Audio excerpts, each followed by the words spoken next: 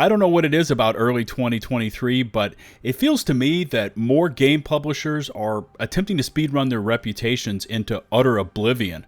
Whereas in the past, the gaming industry, which has always been shady as largely kept to the shadows with their true intentions, well, now it feels like the studios just got back from their annual How to Openly Screw Over Your Customers convention and are fully invested into trying to one-up each other in a round robin of Hold My Beer.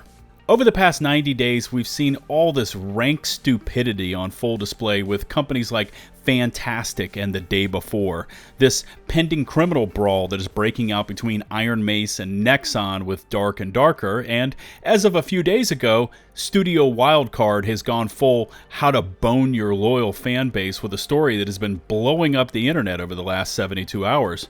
ARK fans are pissed, and rightfully so, because what Wildcard and parent company Snail Games are attempting to do here is the current frontrunner for worst gaming cash grab attempt of 2023.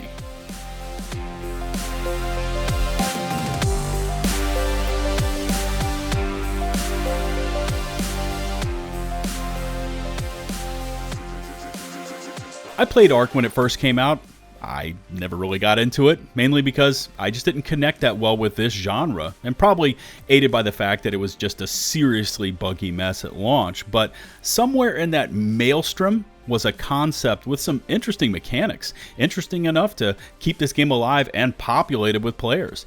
You don't get into the Steam Top 20 Games list with crap, and ARK has certainly showed some staying power here, coming in just shy of 60,000 players for the 24-hour peak on PC alone. And so, when the inevitable delay announcement was made official for ARK 2, it wasn't really met with that much resistance. I mean, delays are the industry standard. We have all come to expect them, and I wasn't the least bit concerned about the fact that this game was being pushed back.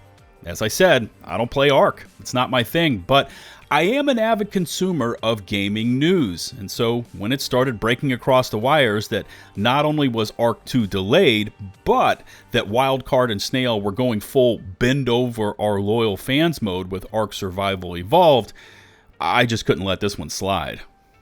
Now, we've seen this kind of shit from Wildcard in the past, right? Both in how they handled ARK DLC while technically still being an early access game on Steam, and then there was that whole mess with Atlas, which I'll expand on in a bit. So, if they aren't already, they need to be up there on everyone's naughty list. But before I jump over to their latest nonsense, it's really important to give you a shortened version of past offenses for context, because what Wildcard and Snail are going for here, it's an even more brazen version of what they've done in the past. And believe me, even if you don't play ARK, you're not interested in ARK, you will never give ARK even a sniff.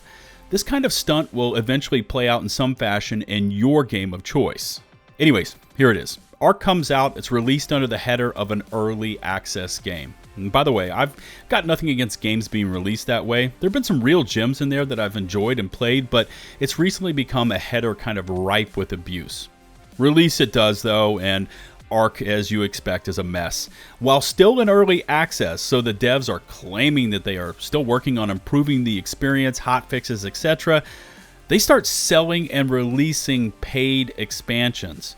Which is it? Because you don't get the benefit of both. You're either an early access or you're a full release, and therefore you can monetize and sell DLC. And so begins Wildcard and Snail getting firmly placed onto my scummy business practices radar. Then there was this whole disaster with Atlas. Again, shortened version here. I don't know if you heard about this, but Snail Games pushes Atlas live under the guise that this game was fully developed by an entirely different studio other than Wildcard, but like ARK, it's a mess.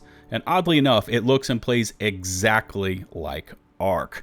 Now, this leads to a streamer who somehow, while using an Xbox controller, engages portions of the game menu past that of the exit options, and these are basically identical to the menu used in ARK, leading to the public statement that Atlas was just a reskinned ARK. Now, all of this was, of course, just for that sweet, sweet cheddar, no bones about it, and this landed another strike on my radar against Snail Games. Now, through it all, ARK was continued on. It survived. 5 expansion packs, continued refinements. Players keep coming back to the game. They enjoy the experience. Those player counts are still up there.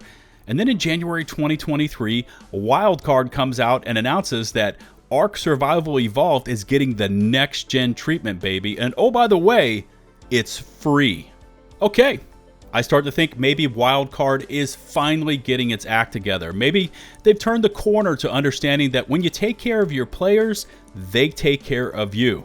But let's be honest here, this is Studio Wildcard we're talking about, and that ain't happening. Because now, not only is that announced, UE5 upgrade not free, oh no. You will have to buy an entirely new version of the same Ark game you already own, now called Ark Survival Ascended. Oh, and by the way, it's only available as a pre-order bundle with Ark 2, and just to show you how much they like boning you, Studio Wildcard is shutting down the servers for the current Ark version of the game in August. How's that for go fuck yourself? Yeah, so not only is that Unreal Engine 5 upgrade not going to be free, it's only available as part of the pre-order bundle in typical Studio Wildcard trolling fashion called the, wait for it, Ultimate Value Bundle. And by the way, a little bonus something for everyone out there that owns the game and has financially supported Wildcard over the years. The current version of Ark that you own, along with all those DLCs you've purchased over the years, like Scorched Earth, Aberration, Extinction, Genesis Part 1 and 2, yeah, all of those are now going to be useless and will have to be repurchased as well. This quote from Rock Paper Shotgun really sums this up beautifully. If I was turning off the service my customers already paid for and charging them $50 for an engine upgrade in an IOU, I'm not sure I would have called it the Ultimate Value Bundle, particularly if I had indicated as recently as January that the upgrade remaster would be free. Studio Wildcard is publicly claiming that the engine upgrade makes this new version of Ark Survival somehow unable to accept backwards compatibility, which, considering the source, I would say is patently false. Also, I did do a bit more digging into this one. It looks as though only the official Ark Survival servers are the ones being shut down. So, at least at this point, at the time of publication of this video, the unofficial servers will still be up and running for Ark Survival when Ascended goes live in August. Though, this is Wildcard and Snail we're talking about, so all bets are off for how long that will hold true.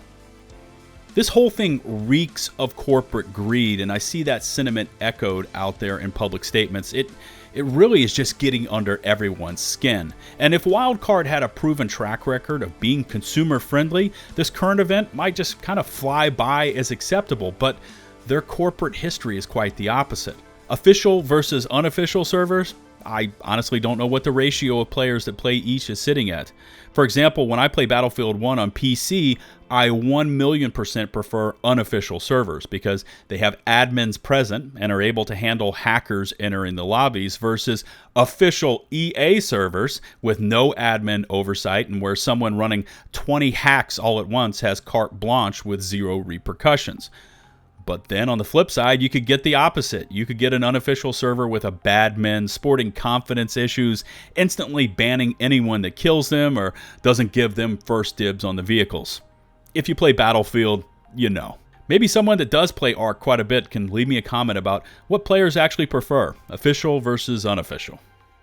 And before I wrap this one up, I did want to quickly circle back to a point I raised earlier about other corporations, other games, and how this will eventually trickle down and affect you and your game of choice, whether you do or do not play Ark. You better believe that EA, Square Enix, Activision, Nexon, and plenty of other evil corporations out there pay close attention to this kind of shit. They see what the line is. They monitor it every minute of every day. How much can they get away with? How far is just far enough that you can keep your player base but squeeze every last penny out of them? It would be pure ignorance to think that this is a one-off event that Wildcard and Snail are going for here with Ark. And the way this sits, it's just one more reminder, one more nail in the coffin for the kind of greedy bullshit these studios will try for if allowed. Wildcard and Snail don't deserve your time. They don't deserve your money, and they should be shunned into obscurity. As always, I look forward to reading your feedback in the comments section below. Now, I would normally just kind of stick to my own lane here, intensely cover a few titles, but this kind of greedy monetization scheme really gets under my skin, and I just couldn't let it slide. If you liked the video, maybe consider hitting that subscribe button and ring the notifications bell to receive my latest upload alerts. You can find and follow me on Twitch, Twitter, and in my open community Discord server, links to all of which can be found in the video description and pinned comments below. Thank you to the over 115,000 of you that have taken the leap and subscribed, and as always, a special thanks to the Buzz Battalion patrons over on Patreon. Until the next one, this is LtBuzzLitebeer, signing off.